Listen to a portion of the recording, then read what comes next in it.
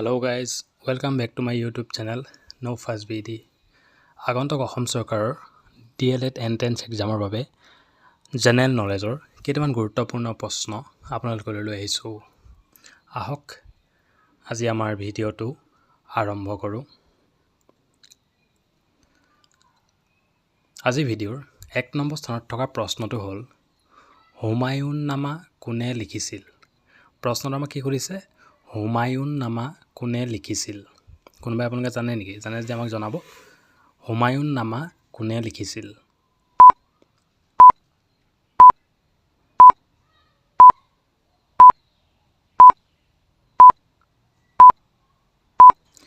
ইয়াৰ উত্তৰটো কি হ'ব? ইয়াৰ উত্তৰটো হ'ব হুমায়ুন নামা কোনে লিখিছিল? হুমায়ুন নামা লিখিছিল গুলবদন বেগম। কোনে লিখিছিল? গুলবদন বেগমে লিখিছিল। বুজি পালেনে আপোনালোকে সকলোৱে? হুমায়ুন নামা কোনে লিখিছিল? গুলবদন বেগম। মনত ৰাখিব আপোনালোকে। আহক আজি আমাৰ ভিডিঅ'ৰ পাছৰটো প্ৰশ্নলৈ যাওঁ। আজি ভিডিঅ'ৰ 2 নম্বৰ স্থানত থকা প্ৰশ্নটো হ'ল দূৰদৰ্শন কেন্দ্ৰ কেতিয়া স্থাপন কৰা হৈছিল? প্ৰশ্ন আমাক কি সুধিছে? দূৰদৰ্শন কেন্দ্ৰ কেতিয়া স্থাপন কৰা হৈছিল?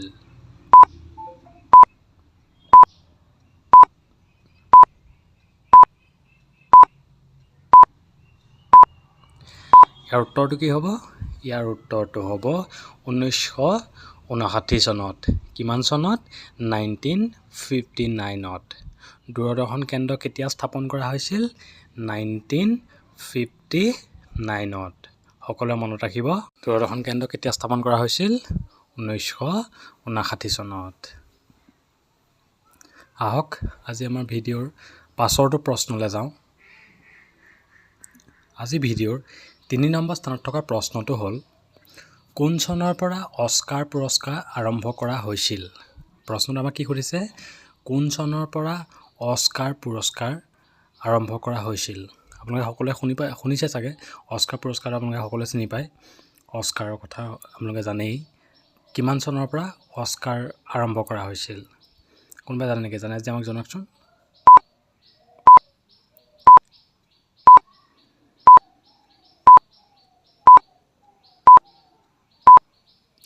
ইয়াৰ উত্তৰটো কি হ'ব? ইয়াৰ উত্তৰটো হ'ব 1929 চনৰ পৰা। কিমান চনৰ পৰা? 1929ৰ পৰা। অস্কাৰ পুৰস্কাৰসমূহ কিমান চনৰ পৰা কেতিয়াৰ পৰা আৰম্ভ কৰা হৈছিল? কিমান চনৰ পৰা? 1929 চনৰ পৰা। কেতিয়াৰ পৰা? 1929ৰ পৰা। আহক আজি আমাৰ ভিডিঅ'ৰ পাছৰটো প্ৰশ্নলৈ যাওঁ। আজি আমাৰ ভিডিঅ'ৰ 4 নম্বৰ স্থানত থকা প্ৰশ্নটো হ'ল অস্কাৰ পুৰস্কাৰ কিমানটা ভাগত দিয়া হয়? মানে আপোনাৰ অস্কাৰ পুৰস্কাৰসমূহ কেইটা ভাগত দিয়া হয়? আপোনাৰ কোনোবাই জানে নেকি? অস্কাৰ পুৰস্কাৰ কিমানটা ভাগত দিয়া হয়?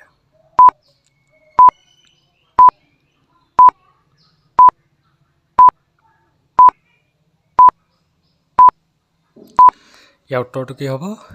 ইয়াৰ উত্তৰটো হ'ব 24টা ভাগত। কেইটা ভাগত? 24টা ভাগত। অস্কাৰ পুৰস্কাৰ কিমানটা ভাগত দিয়া হয়? 24টা ভাগত দিয়া হয়। সকলোৱে বুজি পালেনে? সকলোৱে মনত ৰাখিব। অস্কাৰ পুৰস্কাৰ কিমানটা ভাগত দিয়া হয়? 24টা ভাগত দিয়া হয়। বুজি পালেনে আপোনালোকে সকলোৱে? আহক আজি আমাৰ ভিডিঅ'ৰ পাছৰটো প্ৰশ্নলৈ যাওঁ। আজি ভিডিঅ'ৰ 5 নম্বৰ স্থানত থকা প্ৰশ্নটো হ'ল বঙালী ভাষাৰ প্ৰথম কথাছবিখনৰ নাম কি? প্ৰশ্নটো কি সুধিছে? বঙালী ভাষাৰ প্ৰথম কথাছবিখনৰ নাম কি?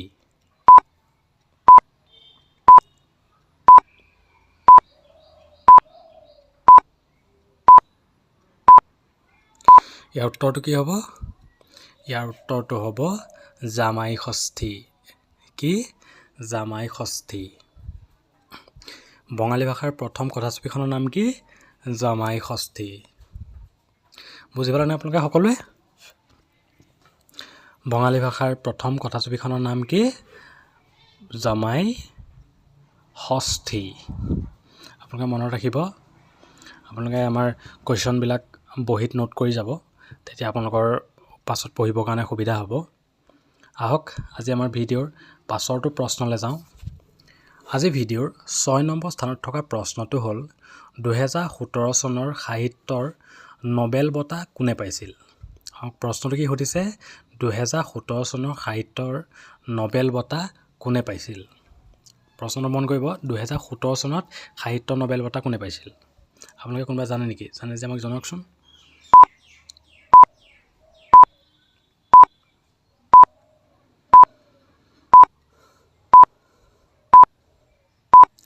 ইয়াৰ উত্তৰটো কি হ'ব?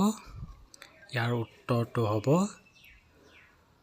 কাজুঅ' ইচিগুৰো। কোন? কাজুঅ' ইচিগুৰো। 2017 চনৰ সাহিত্যৰ নবেল বঁটা কোনে পাইছিল? কাজুঅ' ইচিগুৰো। মনত থাকিবনে আপোনালোকে সকলোৰে? আহক আজি আমি আমাৰ ভিডিঅ'ৰ পাছৰটো প্ৰশ্নলৈ যাওঁ। আজি আমাৰ ভিডিঅ'ৰ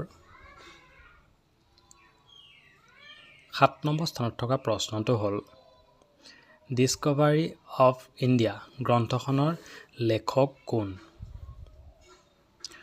ডিস্কভাৰী অফ ইণ্ডিয়াৰ গ্ৰন্থখনৰ লেখক কোন? আপোনাক কোনোবা জানে নেকি? আমাক জনাওকচোন। ডিস্কভাৰী অফ ইণ্ডিয়া গ্ৰন্থখনৰ লেখক কোন? জানিলে আমাক জনাব কমেণ্ট বক্সত, জনাবলৈ আমাক নাপাহৰিব।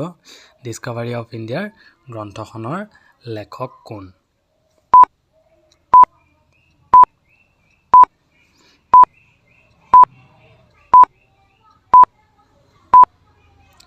ইয়াৰ উত্তৰটো কি হ'ব?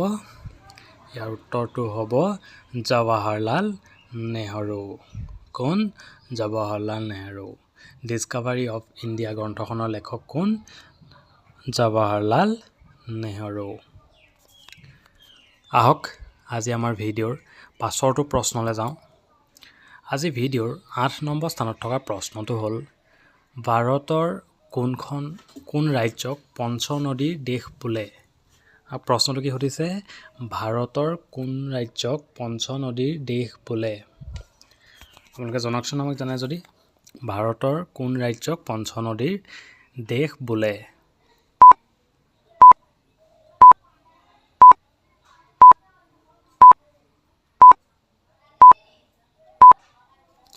ইয়াৰ উত্তৰটো কি হ'ব? ইয়াৰ উত্তৰটো হ'ব পঞ্জাৱ। পঞ্জাৱক পঞ্চনদীৰ দেশ বুলি কোৱা হয়। সকলোৱে মনত ৰাখিব, ভাৰতৰ কোন ৰাজ্যক পঞ্চনদীৰ দেশ বোলে? পঞ্জাৱক পঞ্চনদীৰ দেশ বোলে। সকলোৱে মনত ৰাখিব। আহক আজি আমাৰ ভিডিঅ'ৰ পাছৰটো প্ৰশ্নলৈ যাওঁ। আজি ভিডিঅ'ৰ 9 নম্বৰ স্থানত থকা প্ৰশ্নটো হ'ল ভাৰতত কেতিয়াৰ পৰা আকাশবাণী কেন্দ্ৰ স্থাপন হয়? মানে আপোনাৰ ভাৰতত কেতিয়াৰ পৰা ৰেডিঅ' কেন্দ্ৰ স্থাপন হয়? আপোনালোকে বুজি পাইছেনে সকলোৱে? ভাৰতত কেতিয়াৰ পৰা আকাশবাণী কেন্দ্ৰ স্থাপন হয়?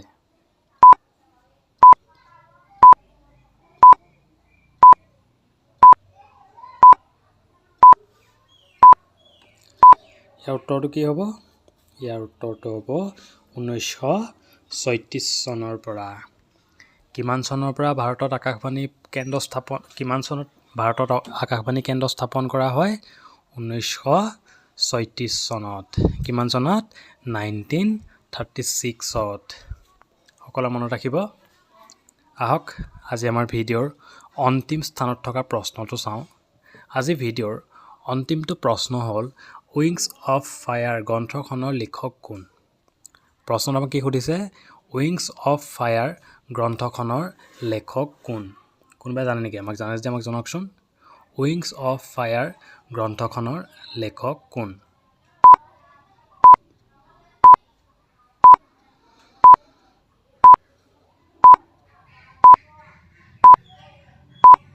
ইয়াৰ উত্তৰটো কি হ'ব?